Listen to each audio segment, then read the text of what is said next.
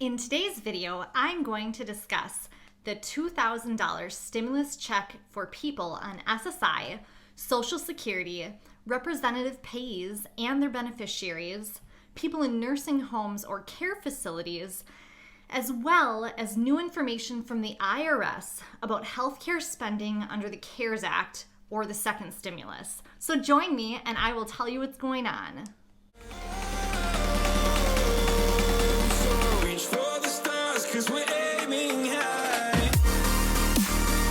Hi, this is Corey from Blind to Billionaire. Today, I'm going to talk about a few different topics that I'm really excited to share. Unfortunately, Matt's not with us today, but he will be back tomorrow.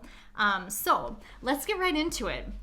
There's a few different things that I found on the IRS website that I feel like are really worth talking about, that are a little different than we've talked about before, but that cover people who have SSI, Social Security, who have representative payees and beneficiaries, as well as people in nursing homes or care facilities. And then at the end, I want to talk about some different healthcare related things that I thought were really helpful. So I wanted to say that the reason that I choose the IRS website is because I feel like it's the most accurate place to get information from, because they're the ones distributing the stimulus checks. So I feel like their information is probably the most accurate, and that's why we're choosing to use it. So I just want to let you know, if you want more information on this, you can go to irs.gov and you can get all of this on the IRS website. But I'm going to tell you what's going on. So the IRS said that stimulus checks belong to recipients and not nursing homes or care facilities. I guess that there's been some issues, maybe with some either confusion or theft for the vulnerable populations who live in these types of situations. And so that might be why your mom or you or somebody you know isn't necessarily getting their stimulus check.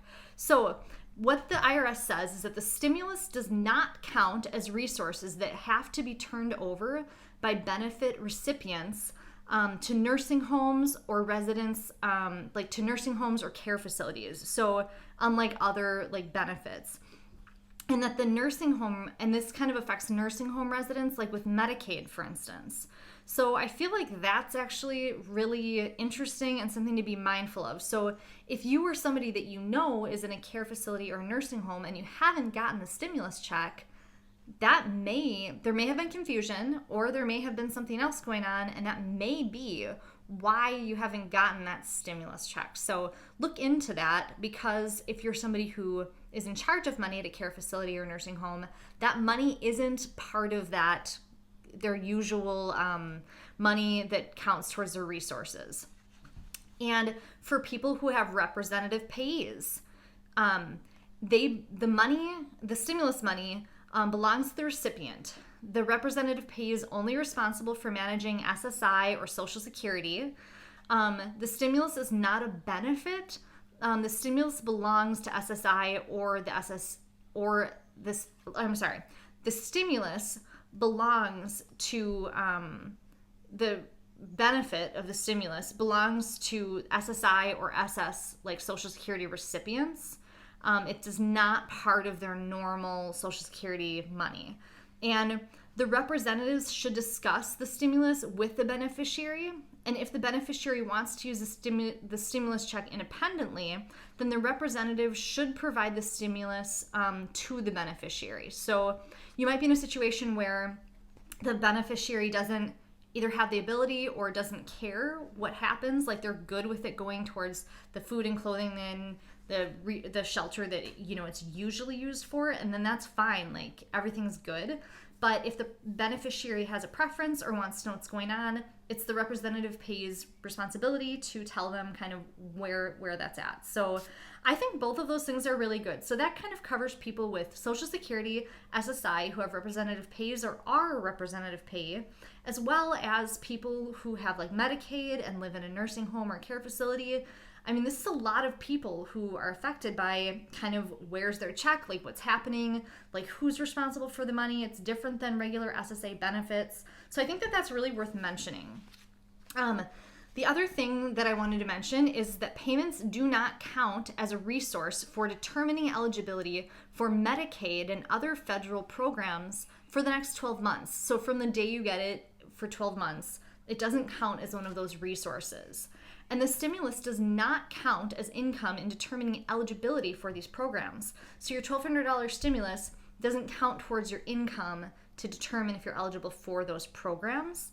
And these programs aren't just like SSI, but they're also programs like the Temporary Assistance for Needy Families, TANF, Medicaid, SSI, or SNAP, Supplemental Nutrition Assistance Program, like food stamps. So all of those things, the stimulus money does not count towards your ability to qualify for those. So I think that that's also really important to kind of realize, just in case if it's like, especially if there's a second stimulus coming in a few months, it's good to kind of know like where you're at in terms of how much money you can continue to make, or what kind of expect with this, and to see if it's going to make you ineligible potentially for getting the benefits that you already received, because that you wouldn't want that. We want this to be a separate extra money.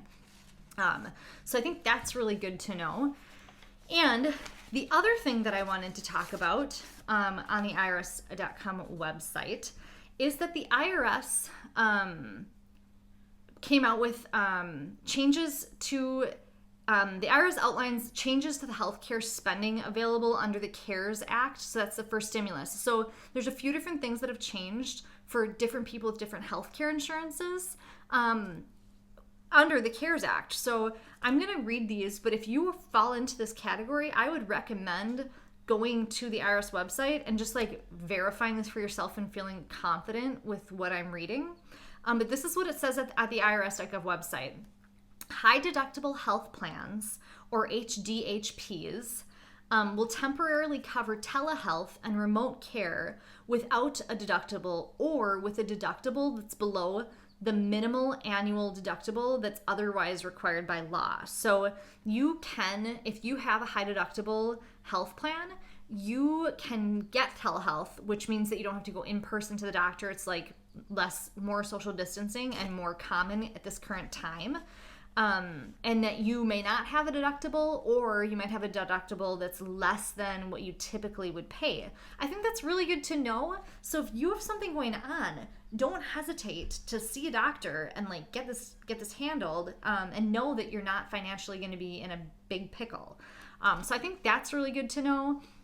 The other thing that I think is really interesting is that there's modified rules that apply to tax advantaged accounts. That would be like a health savings account or an HSA, an Archer MSA, a health FSA, or an HRA. So those are all accounts that you are able to put money into for a health plan. If you have one, you know what they are. If you don't have one, you probably don't need to worry about it. But if you're somebody who puts money into those accounts, there's additional items that qualify as like medical as qualified medical expenses right now.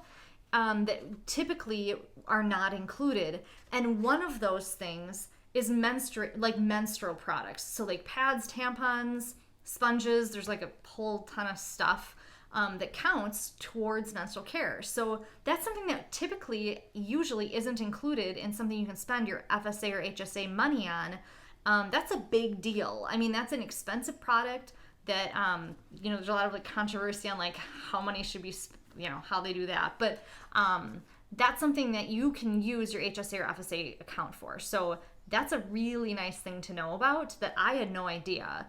So I'm really glad that I found it and we can share it because that might help you.